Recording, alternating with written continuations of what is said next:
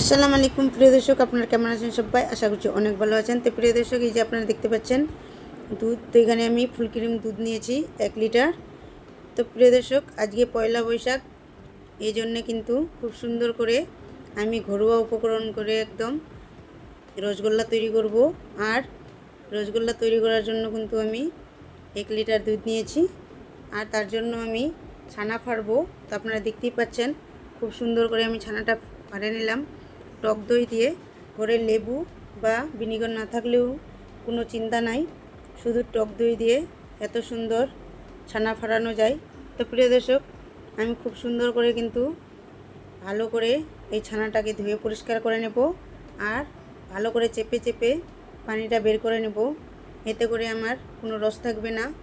আর অবশ্যই ঘি দিয়ে এই ছানাটা ফাড়লে কিন্তু খুবই সফট থাকে, আর একদম খুব সুন্দর করে ছানাটা ফাড়ানো যায়।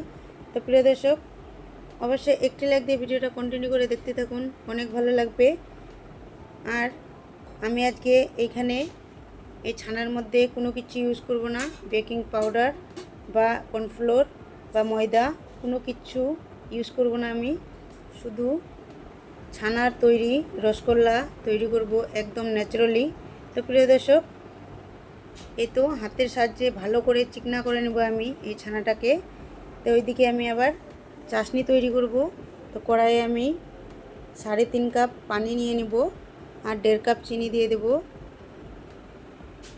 তো প্রিয় দর্শক, আমার চ্যানেলে যারা নতুন প্রিয় দর্শক, আপনাদের জানাই অসংখ্য ধন্যবাদ আমার ছোট্ট ভিডিওটি কন্টিনিউ করে দেখার জন্য। আমার চ্যানেলটা সাবস্ক্রাইব করা না থাকলে অবশ্যই সাবস্ক্রাইব করে আমার পাশে থেকে যেতে পারেন, এতে করে আপনার কমেন্ট ধরে আমি আপনার চ্যানেলে গিয়ে পৌঁছাবো। আর আমার যারা পুরানা প্রিয় দর্শক, আপনাদের জানাই অসংখ্য ধন্যবাদ আমার ছোট্ট ভিডিওটি এত সুন্দর করে দেখার জন্য এবং কমেন্ট করার জন্য। তো প্রিয় দর্শক, এই তো আমি লম্বা করে শেপ দিয়ে নিচ্ছি, আর আপনারা চাইলে গোল করে দিতে পারেন, তবে কোনো ব্যাপার না, লম্বা বা গোল নিজেরা নিজের পছন্দ মতো করে শেপ দিতে পারেন।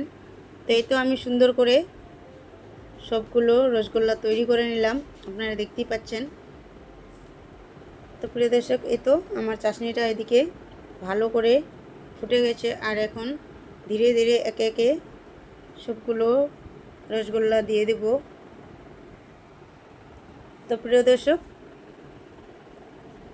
আপনাদের কমেন্ট পেয়ে আমার খুবই উৎসাহ পাই আমি। আর আপনারা সবাই ভালো থাকবেন, আমার দোয়া রইল আপনাদের জন্য। আর আপনারাও আমার জন্য দোয়া করবেন, আমি যেন আপনাদের মাঝে খুব সুন্দর করে রেসিপি এবং ভিডিও দিতে পারি। তো প্রিয় দর্শক, আপনারা দেখতেই পাচ্ছেন কত সুন্দর করে ফুলে ডবল হয়ে গেছে, আর আপনারা দেখতেই পাচ্ছেন কত ন্যাচারালি আমার এই রসগোল্লাগুলো তৈরি হয়ে গেছে। অবশ্যই কমেন্টের মাধ্যমে জানাবেন আজকের আমার রসগোল্লা রেসিপি কীরকম হয়েছে। একদম ন্যাচারালি বাচ্চা বড় সবাই একদম পছন্দ করে খুশি হয়ে খাবে, আর একদম ধরাই যাবে না বাড়ির তৈরি করা রসগোল্লা। তো প্রিয় দর্শক, আপনারা ভালো থাকবেন, সুস্থ থাকবেন। আর আপনাদেরকে দেখাচ্ছি আমি কেটে কত সুন্দর করে রসালো এই রসগোল্লা তৈরি হয়েছে, স্পঞ্জি একদম। আপনারা পাশে থাকলে আপনাদেরকে আমি খাওয়াতে পারতাম, আমার মনটা ভালো লাগতো। তো আপনাদেরকে দেখাই আমি চিপে কতটা জুসি আর রসালো। তো প্রিয় দর্শক, আপনারা ভালো থাকবেন, সুস্থ থাকবেন। আজকের মতো এই পর্যন্ত, আল্লাহ হাফেজ।